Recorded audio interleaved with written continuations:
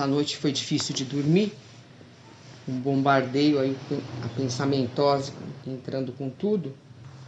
E assim, a sensação que me deu foi de fracasso e de impotência, porque todo esse processo aí, essa caminhada, te trouxe até um ponto que, assim, durante todo esse processo, todo esse tempo que a gente levou para chegar aqui, não tinha energia para investir nas coisas sistêmicas, né? Estudar, trabalhar para conseguir as coisas, né? Como todo mundo faz aí. Mesmo porque a gente já teve logo de cara ali a percepção de que não era aquilo, né? Que aquilo, quando teve aquela explosão lá, aquela experiência religiosa, já tirou tudo isso.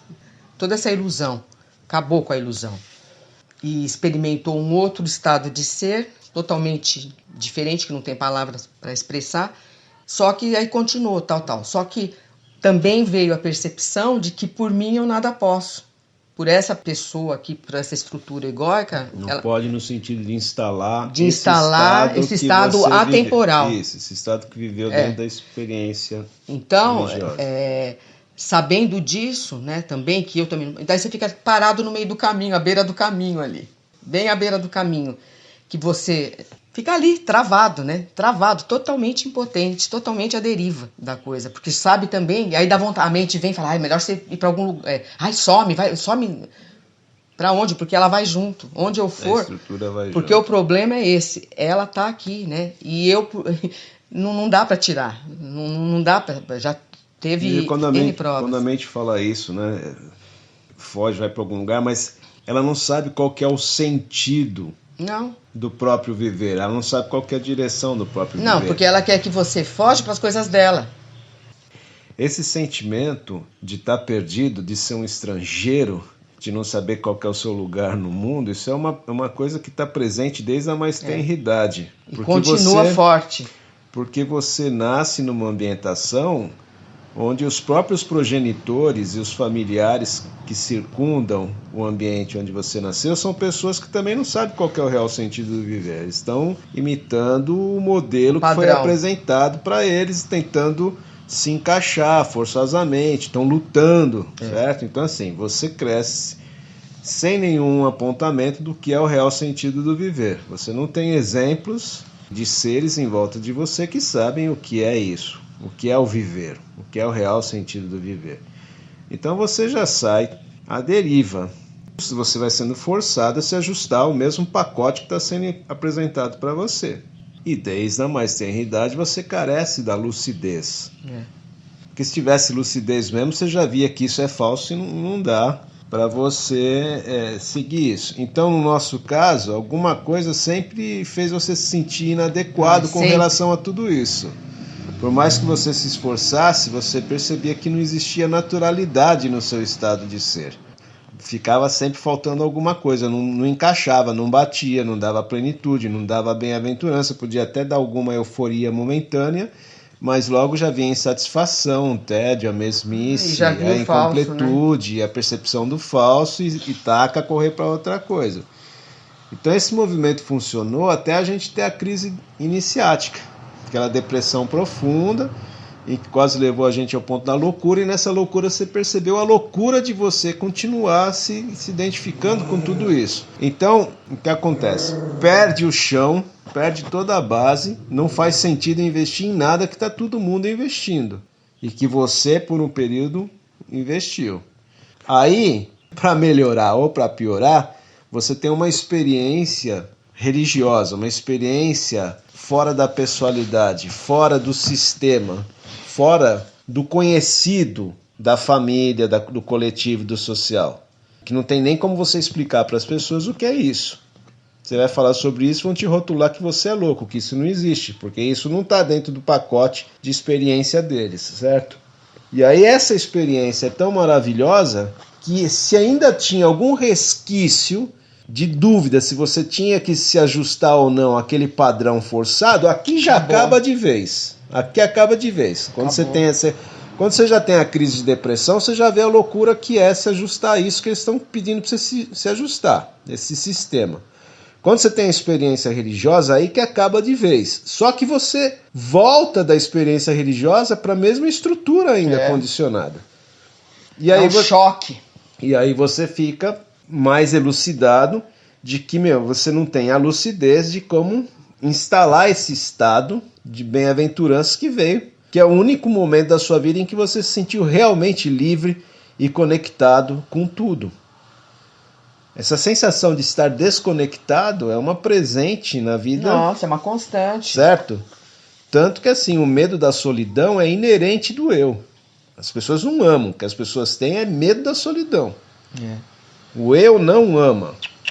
Ele tem medo da solidão, ele tem medo do desamparo. Então, todas as ações dele são calculadas para não ficar só.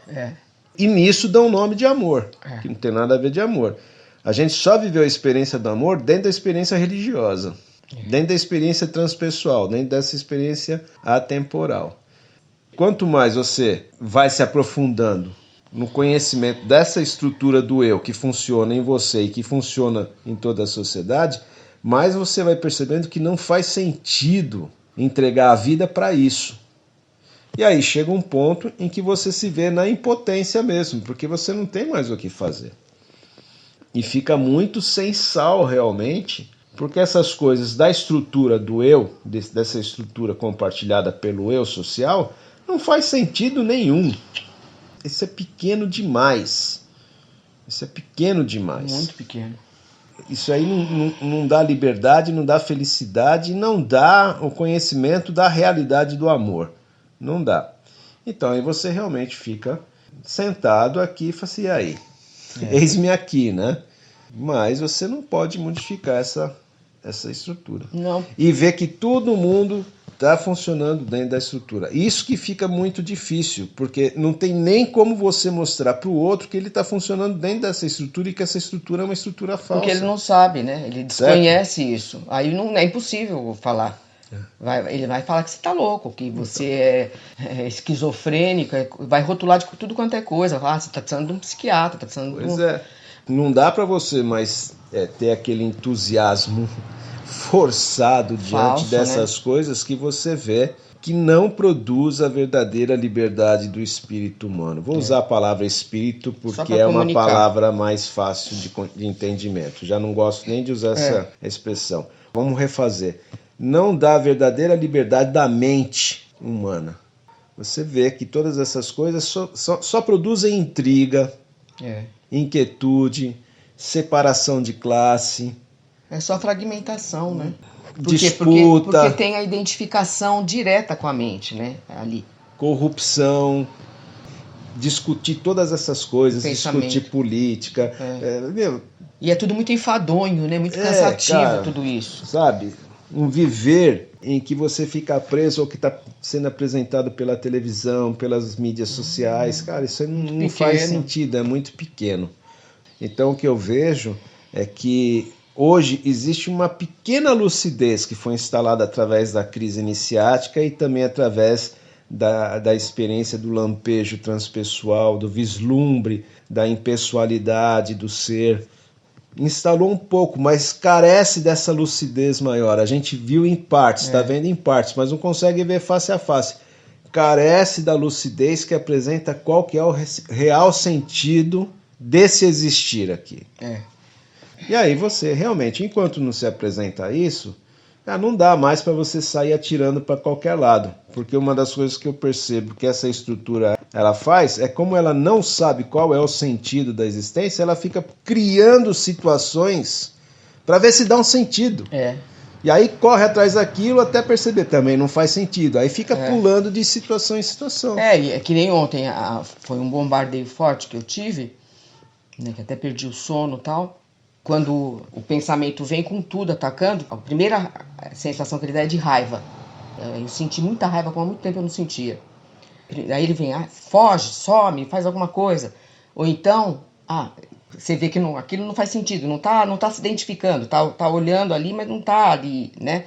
Tá prestando atenção, com o pouco de lucidez que há, né? Aí vem com isso. É melhor morrer. Com a máxima, né, da coisa. É melhor morrer. Não faz sentido, imagina, que vida é essa? Isso e aí vai. E você só olha, né? Só olha. Tem coisa que ele fala que não é mentira. É verdade. Porque ele vê, é o próprio observador que está ali, né? Blá, blá, blá. É uma guerra do observador e coisa observada. É aquela loucura.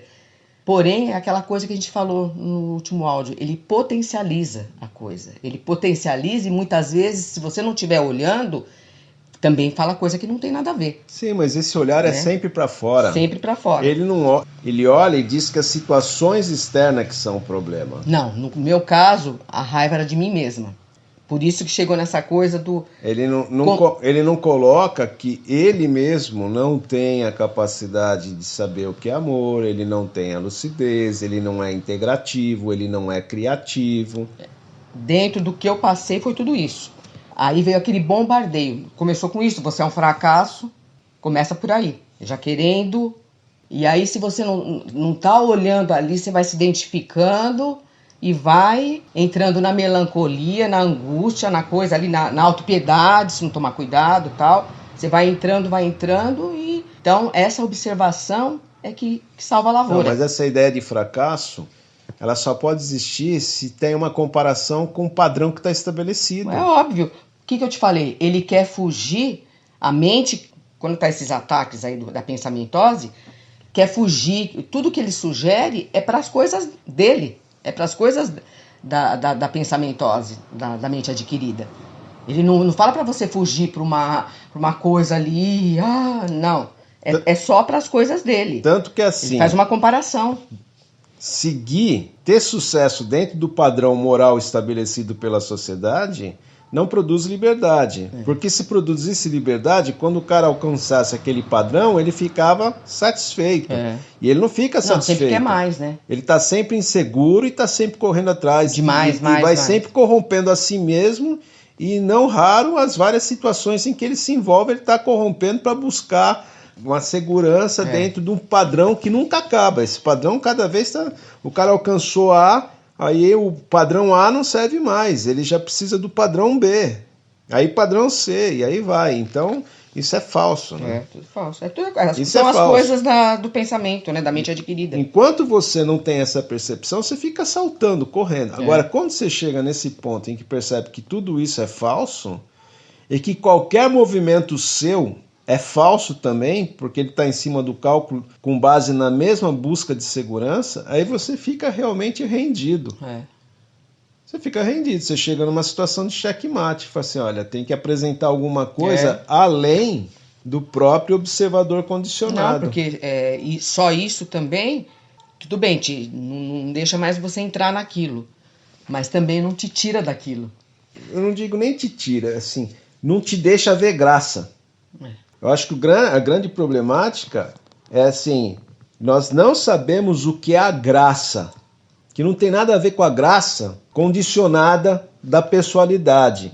Né? Eu vejo graça nisso não vejo graça. Graça, eu não consigo ver graça em nada. Não tem como.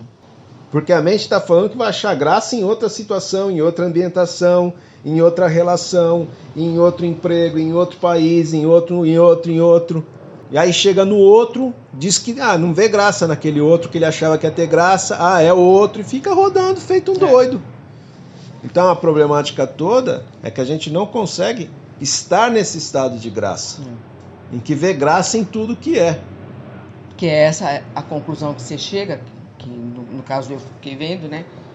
Não tem como. É uma luta, né? Porque você não consegue...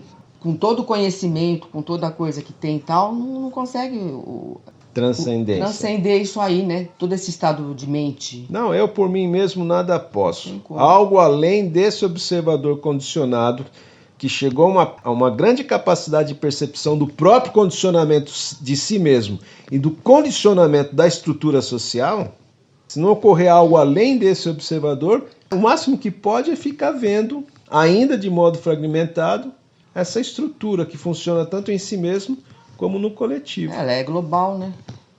Ela tá aí. A consciência coletiva, essa rede do pensamento aí que tá em todos, né? Essa ilusão compartilhada. A ilusão compartilhada em cima da estrutura de um eu, que é transcultural e é transgeracional. Ele é o acúmulo da experiência da consciência humana, da limitada consciência humana. Música